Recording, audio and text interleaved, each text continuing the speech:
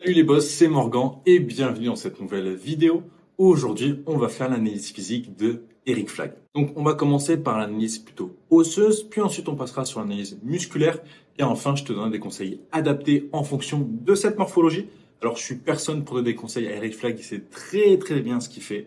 Mais si tu as la même morphologie que lui, eh bien, je te donnerai des conseils adaptés, une programmation adaptée pour te permettre de mieux travailler tes points faibles et avoir un physique le plus harmonieux possible. Donc, on va commencer par l'analyse osseuse et on voit eh bien, que Eric Flagg, il a un torse assez moyen, moyen plus, et un abdomen plutôt moyen plus aussi. On le voit surtout bien sur la deuxième, où eh bien, tu as à peu près du 40-60%, donc l'abdomen plus grand que son torse, avec des clavicules assez moyennes. Concernant eh bien, ces humérus, ils sont assez longs.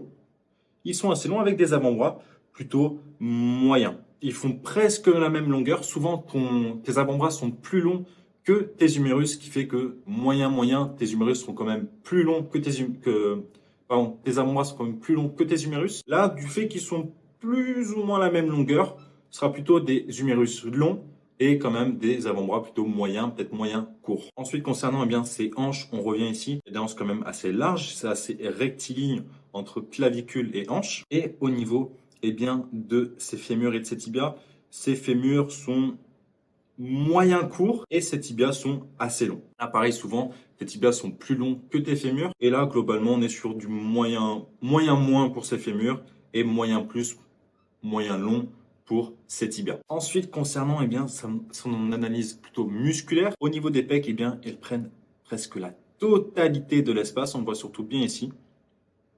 Il y a très peu d'espace à ce niveau-là. Au niveau du milieu des pecs, eh bien, ça se rapproche. Ça se touche presque.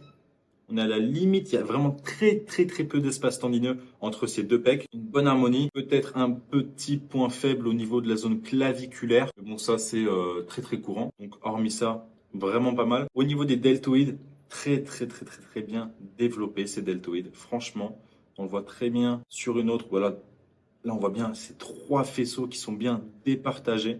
Franchement très beau. On le voit également très bien sur celle-là où tu as quand même un très beau galbe au niveau de ces deltoïdes. Concernant eh bien, ses bras, il a quand même le biceps assez court. Il y a un espace assez important au niveau de ses bras. On va parler tout à l'heure, il a des humérus assez longs quand même. Alors, j'ai pas de photo en double biceps, mais par exemple, quand tu regardes ses triceps aussi, donc là, il y a quand même pas mal d'espace pour le vaste latéral et sur le vaste, enfin sur le chef long, il y a également pas mal d'espace. Ce qui fait que en double biceps, eh bien son bras s'arrête quand même assez rapidement. En fait, à la fin, sur tout cet espace ici, où c'est presque uniquement tendineux, ce qui fait qu'en double biceps, il va perdre très rapidement du galbe. Il aura un très bon biceps sur la partie haute, et triceps également, mais plus ça se rapproche du coude, plus ça va perdre de volume. Donc ils sont pas non plus super courts ces triceps, mais alors son chef long est moyen, son chef latéral, son vaste latéral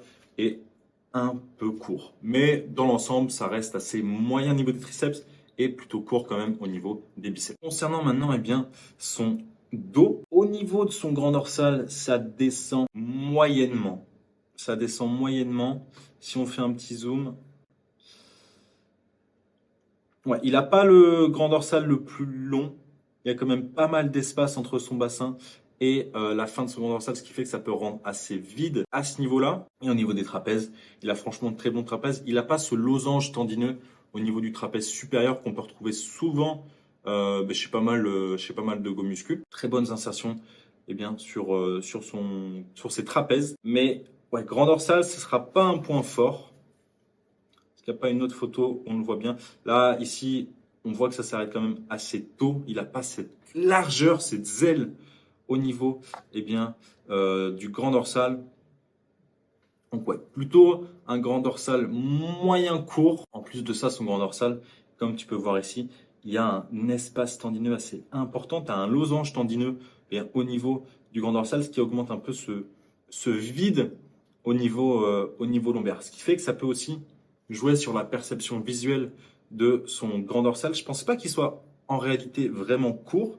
je dirais moyen, mais du fait de ce manque, enfin de cet espace tendineux à ce niveau-là, ça diminue du coup la perception de son grand dorsal. On a l'impression qu'il est plus court que ce qu'il est en réalité. Et je pense qu'en réalité, il descend quand même assez bas. C'est pas un point fort absolu. En tout cas, j'ai pas l'impression que c'est un point fort absolu, mais ce sera pas non plus un énorme point faible. On en reparlait tout à l'heure au niveau de ses deltoïdes. Là, tu vois ici qu'il a un deltoïde postérieur vraiment très très bien développé, avec un grand rond également à ce niveau-là, également très bien développé. Franchement, il y a une belle harmonie au niveau de son dos. Il y a juste ce sapin là à ce niveau-là, tendineux, mais hormis ça, franchement, il a un très très bon dos. Concernant ses jambes, alors quadriceps ischio-fessier, j'ai pas forcément de données, j'arrive. Il n'y a pas forcément de photos où il a pas de short, mais on peut partir du principe que du fait qu'il a un bassin plutôt large, il y aura une facilité à recruter la chaîne antérieure, donc ton quadriceps, ce qui fait qu'on va peut-être plus partir sur un point fort quadriceps et point faible ischio-fessier. Ensuite, concernant ses mollets, eh bien, ils sont assez moyens. Il y a quand même un bon galbe. Du fait qu'il a les tibias assez longs, ça peut jouer sur cette perception aussi. Plus tu as les tibias longs et plus une insertion moyenne de ton mollet eh bien, sera perçue comme assez courte. Mais là, globalement, il a des bons mollets. On va dire qu'il est dans la moyenne à ce niveau-là. Donc, concernant point fort, point faible, eh bien, en point fort, on a parlé de ces deltoïdes qui sont monstrueux. Également, je pense que je partirai un peu sur trapèze. Il m'a l'air d'avoir une bonne génétique pour les trapèzes. Vu comment ils sont développés, c'est vraiment pas mal, très très peu tendineux. Donc ça forme un galbe bien plus imposant et peut-être quadriceps. Mais comme on ne peut pas vraiment savoir sur la chaîne, en tout cas sur le membre inférieur, ça reste une supposition. Concernant les points faibles, il y en a les bras, notamment les biceps, on a parlé tout à l'heure, qui sont très courts. Les triceps, ça va encore. Mais biceps pour sûr. Chaîne postérieure aussi. Sûrement ischio-fessier, mais encore une fois, c'est qu'une spéculation. Et enfin, eh bien, ses pecs sont hauts de pec. Du fait qu'il a de très bons deltoïdes, et il peut y avoir une compétition entre pec et, en tout cas, faisceau claviculaire et faisceau antérieur, deltoïde antérieur, au détriment de son haut de pec. Donc, en point faible, j'irais plus haut de pec, biceps et chaîne postérieure au niveau du membre inférieur, soit ischio-fessier. Donc voici ce que je te conseillerais si tu avais le même physique que lui et que tu souhaitais eh bien obtenir le physique le plus harmonieux possible. Donc tout d'abord, eh bien, ce serait de faire entre 16 à 20 séries par semaine pour tes biceps, mais également venir travailler ton brachioradial et ton brachial, tout simplement parce que ça va augmenter eh bien, la perception au niveau du bas de ton bras. Comme on l'a vu, ça s'arrête assez tôt, ce qui fait qu'avoir un brachial plus imposant, ça permettra de combler un peu cet espace et notamment un brachioradial qui va faire que lorsque tu seras en double biceps, eh bien ça va venir combler ce manque en ayant une masse musculaire plus importante au niveau de tes avant-bras. Ensuite, ce serait de venir travailler spécifiquement eh bien, ton haut des pecs avec des exercices d'isolation pour eh bien, rattraper ce potentiel retard avec cette compétition deltoïde pec. Et ensuite, eh bien, ce serait de venir faire 16 à 20 séries pour tes ischios et pour tes fessiers. Donc, faire une séance à part pour eh bien, cette chaîne postérieure au niveau de ton membre inférieur. Donc, concernant la programmation que je te donnerais, eh bien, si tu avais le même physique qu'Eric Flagg, eh bien, ce serait le lundi de venir faire une séance push en commençant par ton haut de pec, notamment. Ensuite, peut-être plus travailler les triceps et enfin finir par les deltoïdes. Tout simplement parce que ce que tu travailles en premier, c'est ce dont tu mets ton focus à 100% dessus. Et donc, je te conseille fortement de, à toutes tes séances, venir commencer ta séance par ton muscle qui est en retard. Donc ici, pour la séance push, plutôt haut de pec. Pour la séance pull, eh bien, biceps. Venir travailler directement tes biceps en premier exercice. Ensuite, le mercredi, venir faire une séance ischio-fessier. Hop, venir faire une séance ischio-fessier pour venir eh bien, rattraper ce manque de galbe, ce manque potentiel de galbe en tout cas. Le jeudi, jour de repos, tranquille. Le vendredi, tu vas venir faire une séance pec, biceps. Tu peux potentiellement rajouter le grand dorsal si tu le souhaites et si c'est un point faible pour toi. Et enfin, le samedi, eh bien, tu vas venir refaire une séance jambes où là, tu viendras travailler à 50-50, chaîne hante, soit quadriceps, et chaîne postérieure, soit ischio-fessier. Et enfin, le dimanche, repos total. Donc voilà tout pour cette vidéo sur l'analyse physique d'Eric Flagg, en espérant que celle-ci bien t'aura aidé et qu'elle t'aura plu. Si elle t'a plu, bien tu peux la liker et t'abonner, ça me fera énormément plaisir.